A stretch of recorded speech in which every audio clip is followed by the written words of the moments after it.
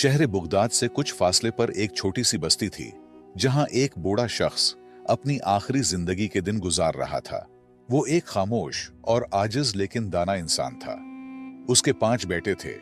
इनमें सबसे बड़ा यूसुफ था, जो एक जमींदार था। यूसुफ पूरे दिन खेतों में मेहनत करता था, जमीन को सेंचता और फसलों की देखभाल करता था। लेकिन वालिद की खिदमत करते हुए कभी कभार वो उकता जाता और दिल ही दिल में सोचता कि ये जिम्मेदारी कब खत्म होगी। शाम को यूसुफ तकाहारा खेतों से लौटता तो उसका बूढ़ा बाप हकीम खामोशी से बेटे की तकन को महसूस करता था। हकीम के दिल में बेटे के लिए बेपनाह मोहब्बत थी, लेकिन वो कुछ कहे बगैर फकत अपनी नजरें झुका लेता। कुछ अरसा बाद हकीम अपने बेटे यूसुफ के रवैये में तब्दीली महसूस करने लगा। वो जानता था कि यूसुफ अपनी तकन और जिम्मेदारियों के बोझ तले दब चुका है, और शायद उसे यह महसूस होने लगा कि बूढ़ा बाप अब उसके लिए एक बोझ बन गया है। यूसुफ का रूठा रवैया उसके वालिद को परेशान करने लगा। वो अपनी जिंदगी के आखिरी अय्याम सुकून से गुजारना चाहता था, लेकिन यूसुफ की बेरुखी ने उसे गमगीन कर दिया। कुछ अरसा बाद हकीम ने यूसुफ को करीब बुलाया और कहा, बेटा, मुझे मालूम है कि तुम पर बोझ बढ़ गया है। फिक्र न करो, मैं ज्यादा दिन तुम्हारे साथ नहीं रहूंगा। 2-3 दिन बाद मैं दूसरे बेटे के पास चला जाऊंगा। तुम अपने काम और जिंदगी पर ध्यान दो, मेरे लिए परेशान ना होना। यूसुफ ये सुनकर कुछ देर खामोश रहा।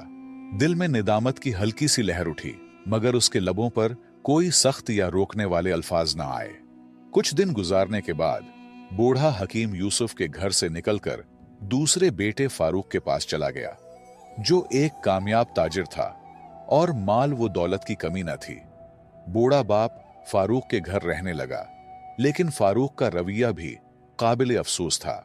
फारूक के लिए कारोबार की मसरूफियत ज्यादा अहम थी, जबकि उसकी बीवी सुसर को हमेशा नजरअंदाज करती और उनसे बात करने की जहमत भी न उठाती।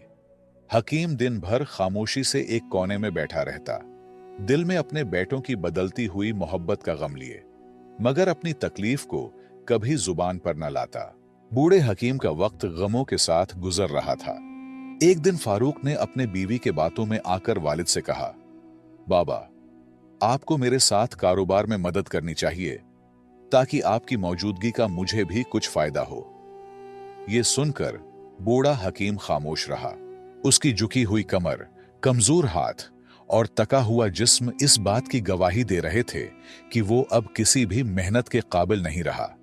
लेकिन उसने अपने बेटे की बात का बुरा नहीं मनाया, क्योंकि वो जानता था कि फारूक उसे सिर्फ जिम्मेदारी के पैमाने से देख रहा है, मोहब्बत के नहीं। सारी रात बूढ़े बाप की कांसी और दर्द भरी फरियाद से तंग होकर फारूक की बीवी ने कहा, यह बूढ़ा इंसान हमें मजीद परेशान कर रहा है। इनके और भी बच्चे तो है, वहां जाकर भी तो जिंदगी गुजार सकता है। फारूक भी एक कम ज़र्फ आदमी था। उसने अपने बूढ़े बाप से कहा, बाबा, अगर आप तंग हो तो कोई बात नहीं, चाहे तो दूसरे बेटे के पास चले जाएं, वहां आप सुकून से रहेंगे। आपके इलाज के लिए मैं पैसे भी दे दूंगा, फिक्र न करें। इन अल्फाज ने हकीम की इज्जत नफ्स पर एक और जख्म लगाया। फारूक ने मोहब्बत और तवज्जो की बजाय सिर्फ एक माकूल हल की बात की, जैसे बूढ़े वालिद की मौजूदगी का कोई एहसास न था, सिर्फ एक जिम्मेदारी का बोझ था जिसे उठाना पड़ा। बूढ़ा हकीम फारूक के हाथ से निकलकर तीसरे बेटे उस्मान के पास चला गया। उस्मान एक मेहनती किसान था और अपनी जमीनों पर काम करता था।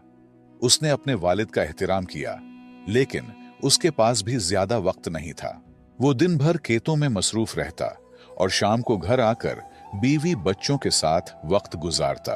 बूढ़े वालिद की बीमारी और दिल की गहरी उदासी पर उसका ध्यान कभी नहीं गया। उस्मान जब सुबह काम पर जाता तो उसकी बीवी हमेशा अपने बच्चों को सुसर के पास बिठाकर उनसे खेलने को कहती। बूढ़ा हकीम, जो बीमारियों और कमजोरी से कांप रहा था, ये मंजर देखकर दिल में शदीद गम का शिकार हो जाता। उस्मान के घर में वालिद की हालत मजीद खराब होती गई और आखिरकार वो वहां से भी चला गया। इस बार उसने चौथे बेटे अहमद के यहां जाने का फैसला किया। अहमद, जो कि एक धोखाबाज और लालची इंसान था, अपने वालिद को इस्तकबाल करने के लिए बहुत खुश था। अहमद की खुशी महज लालच के बायस थी, न कि अपने वालिद से मोहब्बत के। अहमद ने अपने वालिद को इज्जत दी और कहा, बाबा, आपको यहां रहने में कोई तकलीफ नहीं होगी। वक्त के साथ साथ अहमद को पता चला कि बूढ़े बाप के पास कोई माल दौलत नहीं है, तो उन्होंने भी बाप को नजरअंदाज करना शुरू कर दिया। अहमद की बीवी ने अपने ससुर को एक बोझ समझकर उसकी कोई खिदमत नहीं की, बल्कि उल्टा तकलीफ दी। वो हमेशा शिकायत करती रहती और बूढ़े को अपने कामों में रुकावट समझती। लेकिन बीवी की क्या कसूर, जबकि अपने बेटे रूठ चुके थे। अहमद भी अपने कारोबारी उमूर में इतना मग्न हो गया था कि उसने अपने वालिद की हालत पर कोई ध्यान नहीं दिया। इस दौरान बूढ़े की सेहत और जिस्मानी हालत तेजी से बिगड़ने लगी। आखिरकार एक दिन अहमद ने भी जवाब दे दिया और कहा, बाबा, तुम यहां नहीं रह सकते। मेरे पास इतना वक्त नहीं है कि तुम्हें हर वक्त देखूं। तुम्हें कहीं और जाना होगा। इसके बेदर्द अल्फाज पर बूढ़े हकीम ने दिल बर्दाश्ता होकर आखिरी बेटे अब्दुल्ला के यहां जाने का फैसला किया। अब्दुल्ला हकीम का सबसे छोटा और कम उम्र बेटा था, जो एक गरीब और मेहनती शख्स था। दिहाड़ी लगाकर जो पैसे कमाता, इन पैसों से वो अपने बाप के लिए दवाइयां खरीदता और अपने घर का खर्च चलाने की कोशिश करता। उसकी बीवी भी काफी ईमानदार थी, अपने ससुर का दिल से ख्याल रखती थी। वो उनकी बीमारी और बुढ़ापे को समझती थी और हमेशा माँ बाप की तरह उनकी खिदमत में लगी रहती थी। बूढ़े हकीम ने जब अब्दुल्ला और उसकी बीवी की मोहब्बत और एहतराम देखा, तो दिल ही दिल में खुश हुआ और बहुत दुआएं देने लगा। वक्त गुजरता गया और हकीम अपने छोटे बेटे के घर में खुशी खुशी जिंदगी गुजारने लगा। उसकी जिंदगी में सुकून और मोहब्बत वापस आई और वो इस बात पर शुक्रगुजार था कि आखिरकार उसे वो इज्जत मिला जिसका वो हमेशा से हकदार था। बिलाखिर हकीम की जिंदगी के आखिरी अय्याम शुरू हो गए और वो शदीद बीमार पड़ गया। अब्दुल्ला अपने बाप की हालत देखकर बेहद गमगीन होता और अक्सर रो पड़ता, क्योंकि वो अपने वालिद को एक बोझ नहीं बल्कि हकीकी मानों में बाप के रुतबे से देखता था। उसके दिल में वालिद की इज्जत और मोहब्बत का समंदर था और वो हर मुमकिन कोशिश करता कि अपने वालिद की खिदमत में कोई कमी न रह जाए। अब्दुल्ला के आंसू और उसकी फिक्र वालिद की जिंदगी के उन आखिरी दिनों में उसके लिए एक तसल्ली और सुकून का बायस बने। हकीम ने अब्दुल्ला की मोहब्बत देखकर उसे अपने करीब बुलाया और बारीक आवाज में कहा, बेटा, मेरे आखिरी दिन करीब हैं।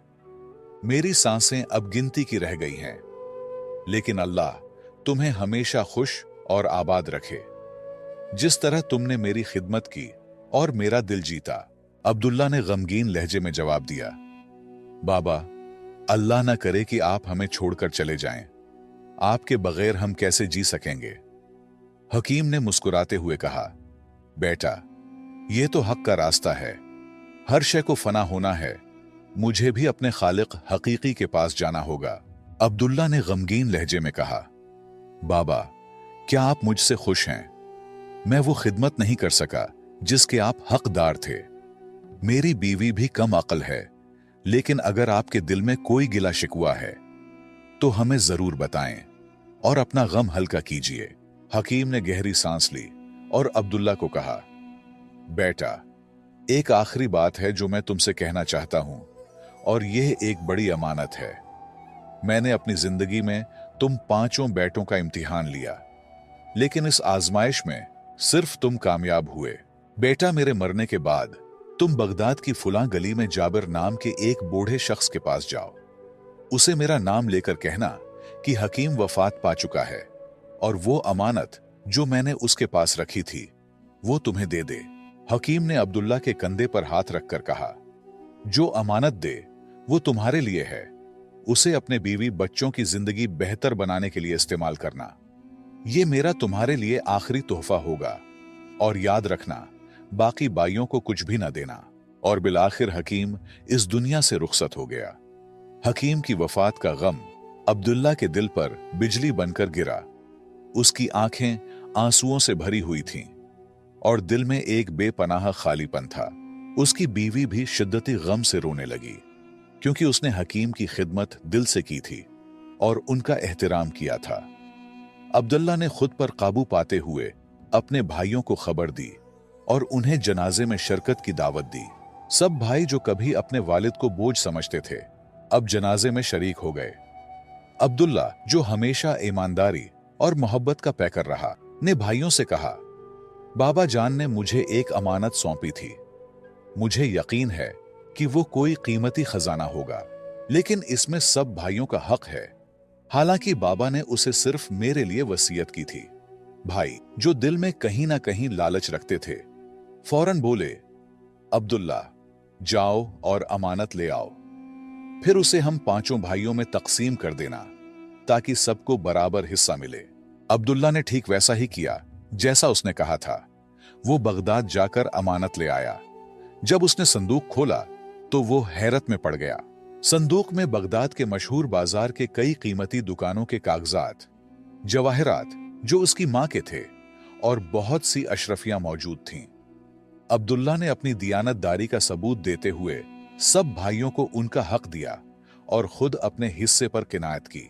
जिंदगी एक बार फिर बाप के साये के बगैर चलने लगी, लेकिन वक्त ने जल्द ही अपनी हकीकत दिखा दी। चंद माह बाद बड़े भाइयों में से एक अपने कारोबार में बुरी तरह फंस गया। गैर जिम्मेदारी और गलत फैसलों के बायस वो कर्ज में डूबता चला गया। हालात इस कदर खराब हो गए कि उसे अपना घर तक बेचना पड़ा। दूसरा भाई, जो कभी ऐश व इशरत की जिंदगी गुजारने का आदी था, एक दिन चोरी में मुलव्विस पाया गया। काजी ने उसे जेल भेजने का हुक्म दे दिया और उसकी जिंदगी की सारी साख तबाह हो गई। बाकी भाई भी सोने को हाथ लगाता तो मिट्टी बन जाता। ये सब नाकामियों को एक जवाब था, बाप की बद्दुआ।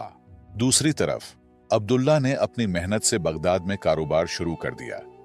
वो कोफे से उम्दा कपड़ा खरीदकर बगदाद के बाजार में बेचता और वक्त के साथ काफी मुनाफा कमाने लगा।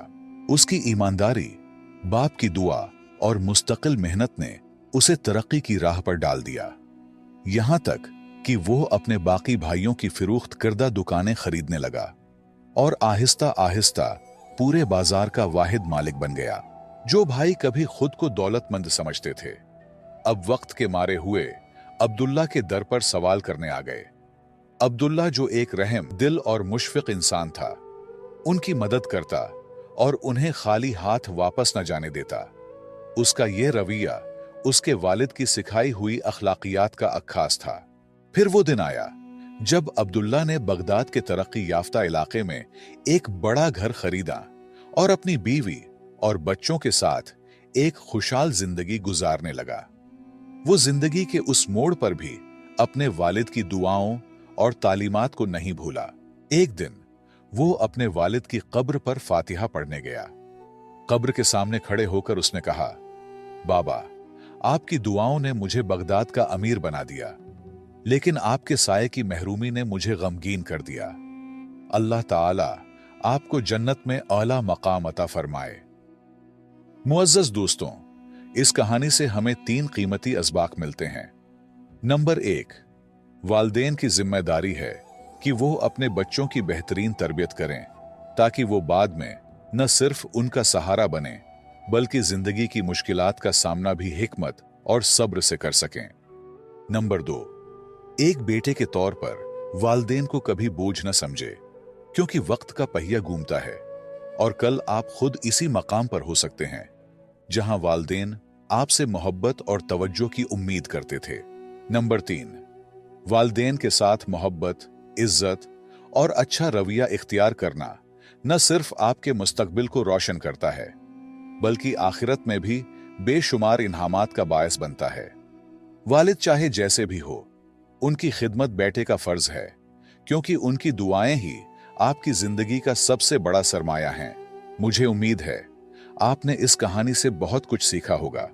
अगर आपको यह सबक आमूज कहानी पसंद आई हो और आपको मजीद पुरानी और नसीहत आमेज कहानियां सुनना पसंद है, तो हमारे और आपके चैनल पुराने किस्से को लाजमी सब्सक्राइब करें, वीडियो को लाइक करें और अपने दोस्तों के साथ जरूर शेयर करें। इस वाकये के बारे में अपनी कीमती राय कमेंट्स में जरूर लिखें। आपकी राय हमारे लिए बहुत अहम है।